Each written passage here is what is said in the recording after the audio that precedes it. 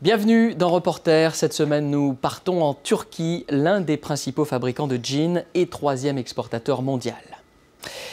Pour faire les jeans délavés qui ont tant de succès en Occident, le pays a développé une technique peu coûteuse mais dangereuse, le sablage. 44 ouvriers turcs sont morts après avoir contracté une maladie pulmonaire. Depuis 2009, cette technique est interdite, mais le mal est fait. Plusieurs milliers d'ex-ouvriers du jean sont ainsi infectés. Or, 95% d'entre eux n'étaient pas déclarés par leurs employeurs.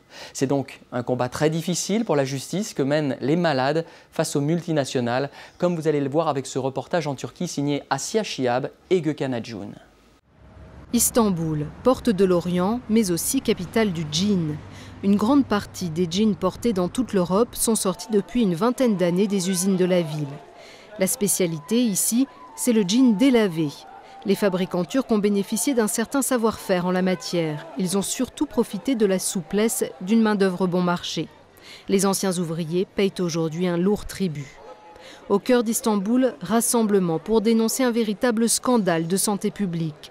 Plusieurs milliers de Turcs travaillant dans le jean sont aujourd'hui atteints de silicose. Combien vaut la vie d'un être humain? Savez-vous combien il faut lutter pour obtenir les droits de l'homme les plus basiques? Un cri de détresse qui peine à se faire entendre. La silicose, ce sont ces nodules qui apparaissent sur cette radio. Cette maladie des poumons est causée par l'inhalation de poussière de silice. Ce mal, dont souffre Ibrahim, 42 ans, est incurable. Je me sens très faible, j'arrive pas à travailler, je me fatigue très vite, j'ai pas d'appétit, j'ai perdu 7 kilos. Bien sûr, il y a quelques médicaments, mais ils coûtent cher. La silicose, c'était la maladie des mineurs, mais Ibrahim n'a jamais travaillé dans une mine. Il est tombé malade après avoir travaillé pendant 3 ans dans un atelier de sablage de jeans. On travaillait pour des marques de jeans connues dans des ateliers clandestins. On pulvérisait du sable pour blanchir les jeans. Et c'est dans ces endroits-là qu'on est tombé malade. Ils nous donnaient des petits masques jaunes de mauvaise qualité et on travaillait comme ça, dans de mauvaises conditions, pendant 12 heures. En 4 ans, on a enregistré 550 malades en Turquie. Mais on pense qu'il y en a entre 3500 et 5000, parce qu'on peut faire des projections par rapport au nombre d'ouvriers qui ont travaillé dans le secteur, c'est-à-dire sans doute 10 000.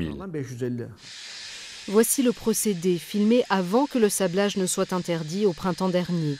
La silice était pulvérisée à haute pression avec des lances directement sur les jeans dans un espace confiné. Mais il y avait pire. Moi, j'aurais aimé travailler dans ces conditions-là.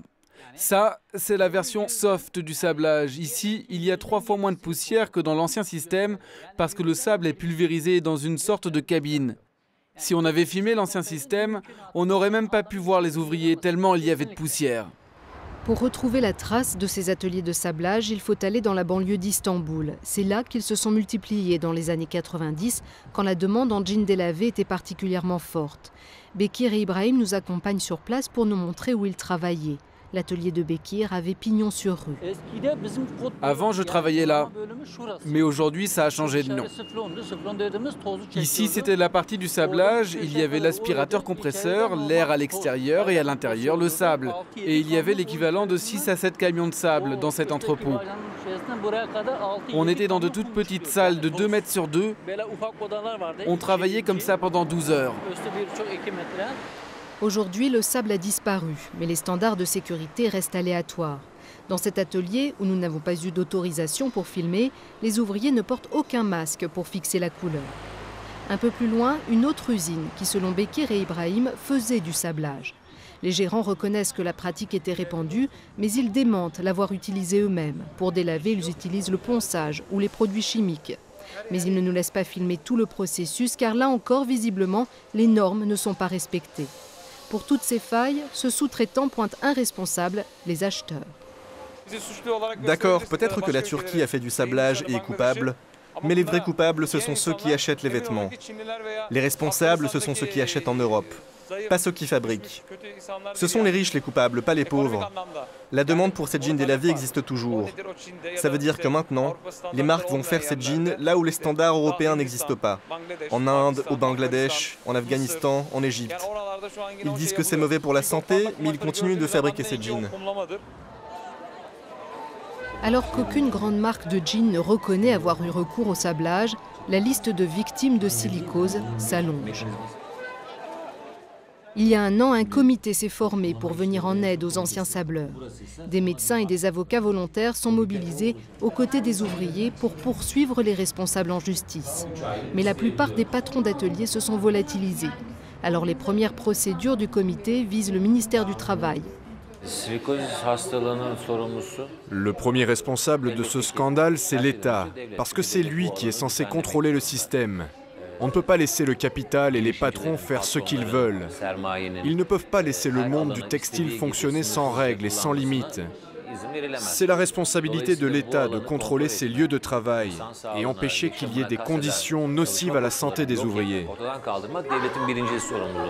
Les autorités turques étaient-elles, oui ou non, au courant? Il nous faut plusieurs jours avant d'obtenir un rendez-vous avec la branche du ministère du Travail responsable des contrôles à Istanbul. Le scandale des malades silicosés est embarrassant pour l'État, car la majorité des ouvriers de sablage n'étaient pas déclarés et n'ont donc aucune couverture sociale. Selon cet inspecteur, ces ateliers étaient impossibles à repérer. Ce sont des ateliers clandestins qui n'apparaissent dans aucun registre. Ce sont comme des bidonvilles qui apparaissent du jour au lendemain. Ils travaillent dans un endroit 3 jours et si on les dénonce, ils partent. C'est dur de les arrêter et pour les municipalités aussi, c'est dur de les repérer. Aujourd'hui, le sablage est interdit. Les contrôles et les mesures de sécurité ont été renforcés. Mais le discours officiel ne colle pas toujours à la réalité du terrain. On travaille pour minimiser le danger et pour atteindre le risque zéro. Voilà, maintenant on utilise ce type de masque.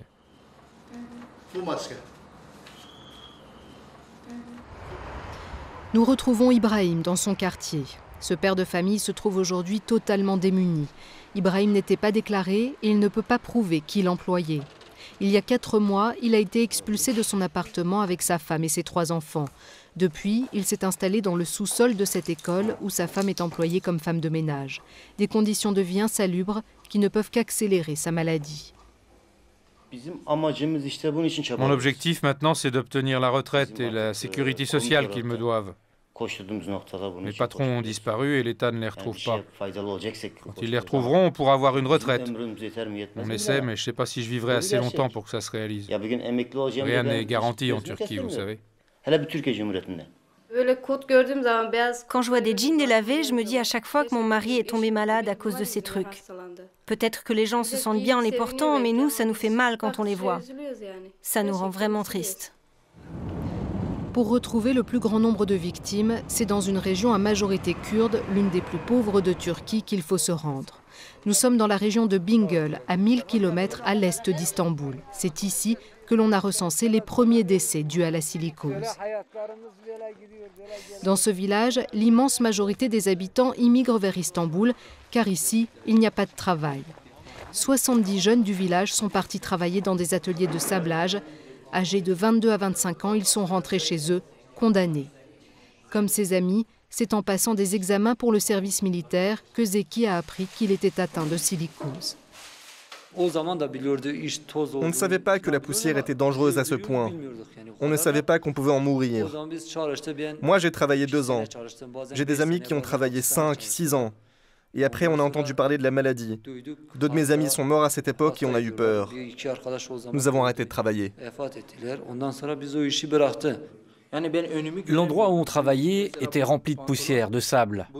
On travaillait sur des pantalons comme celui-ci. Et on était tellement près qu'on ne voyait même pas le pantalon. On avait 15-16 ans quand on a commencé à travailler. Et on ne savait pas que c'était dangereux. Si nos familles avaient su, elles ne nous auraient pas laissé partir travailler là-bas, à Istanbul. Les inspecteurs venaient dans les ateliers, des flics, ils prenaient des bakchiches et ils partaient. Ils ne posaient pas de questions, ne disaient pas que c'était dangereux, ils ne disaient rien. Pour ce travail, les sableurs gagnaient 350 € par mois, un revenu non négligeable pour aider leur famille restée au village.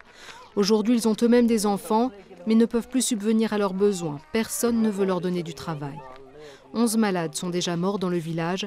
Le dernier a été enterré il y a à peine 6 mois. La fin pour nous tous, c'est ici. Cette maladie est comme ça. Il n'y a pas de traitement, il n'y a pas de médicaments. Ils nous disent de rentrer chez nous. On rentre au village et on attend la mort. Cet ami, il était pauvre. Il n'avait pas un sou dans sa poche quand il est mort. Pas d'aide, pas de salaire, pas de pension. Et pourtant, il a beaucoup travaillé. Il n'y a pas de droit dans ce pays. L'énergie qu'il leur reste, les anciens sableurs la déploient désormais pour obtenir un dédommagement de l'État via le comité de soutien. Ce n'est pas pour eux, disent-ils, mais pour leurs enfants, pour que la prochaine génération ne soit pas victime, elle aussi, des djinns de la mort.